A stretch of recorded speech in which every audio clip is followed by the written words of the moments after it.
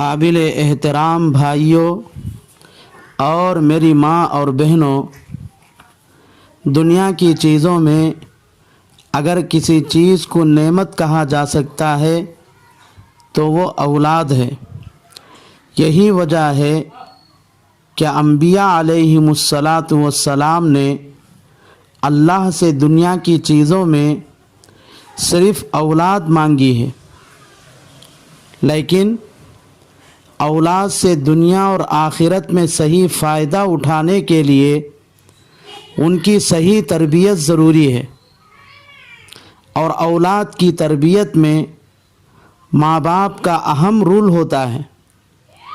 چنانچہ صحیح بخاری میں حضرت ابو ہریرہ رضی اللہ تعالی عنہ سے روایت مروی ہے، آپ صلی اللہ علیہ وسلم نے ارشاد فرمایا، کل مولود یولد علی الفطرہ، ہر بچہ اپنی فطرت پر پیدا ہوتا ہے، پھر اس کے ماں باپ اسے یہودی یا مجوسی یا نصرانی بنا دیتے ہیں۔ اس حدیث سے معلوم ہوا کہ ہر بچہ صحیح عقائد اور صحیح اعمال کا ذہن لے کر دنیا میں آتا ہے۔ اگر ماں باپ اس کی اچھی تربیت اور صحیح ذہن سازی کرے تو یہ بلند پایہ اوصاف ترقی کرتے ہیں، اور یہ بچہ بڑا ہو کر ایک بہترین مسلمان اور معاشرے کا نفع بخش فرد بن جاتا ہے۔ اور اگر ماں باپ اولاد کی تربیت کی طرف توجہ نہ دے تو پھر ماحول کے برے اثرات سے بچے کے افکار اور اعمال بگڑ جاتے ہیں۔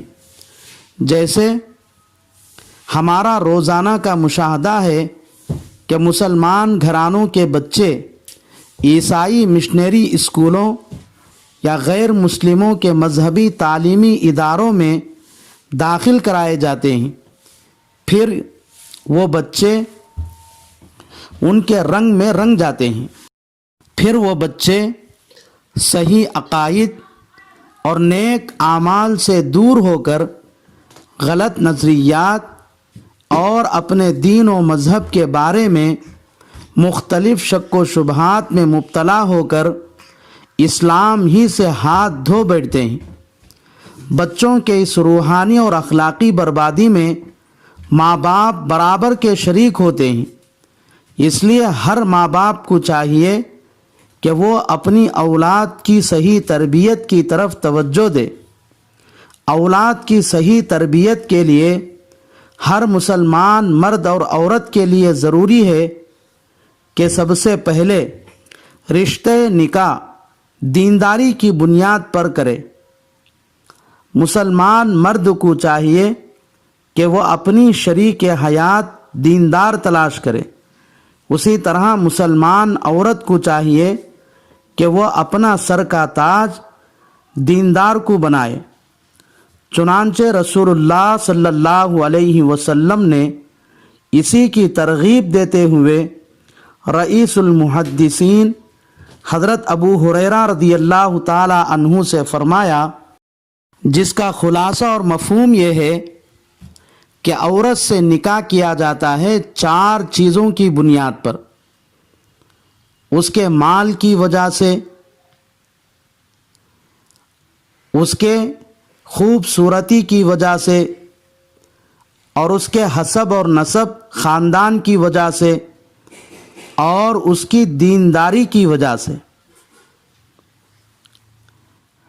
ابو ہریرہ، دیندار عورت سے کامیابی حاصل کر۔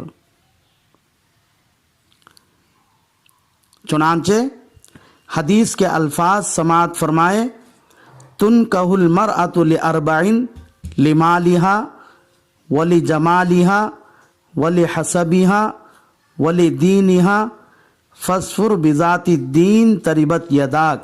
اس حدیث میں ہر مسلمان مرد کو یہ سبق ہے کہ نکاح کے موقع پر اپنے بننے والی بیوی میں صرف مال، صرف خوبصورتی، صرف حسب اور نسب کو نہ دیکھا جائے بلکہ دینداری دیکھی جائے۔ البتہ مال کے ساتھ دینداری ہو، خوبصورتی کے ساتھ دینداری ہو یا حسب نسب کے ساتھ دینداری ہو تو پھر اس عورت سے نکاح کیا جا سکتا ہے۔ اسی طرح ہر مسلمان عورت کو یہ سبق ہے کہ اپنے ہونے والے شوہر کے اندر صرف مال نہ دیکھا جائے، حسن اور جمال نہ دیکھا جائے، حسب اور نسب نہ دیکھا جائے، بلکہ اپنے نکاح کی بنیاد دینداری پر رکھی جائے۔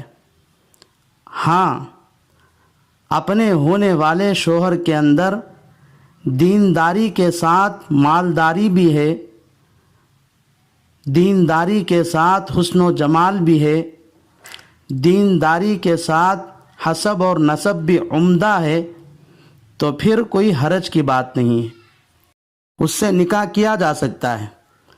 ایسا نہ ہوا بلکہ صرف مال کی بنیاد پر نکاح کیا یا حسن و جمال کی بنیاد پر نکاح کیا یا حسب اور نسب کی بنیاد پر نکاح کیا تو رسول اللہ صلی اللہ علیہ وسلم ارشاد فرماتے ہیں، من تزوج امرأۃ لمالها فلم یزدہ اللہ الا فقرا۔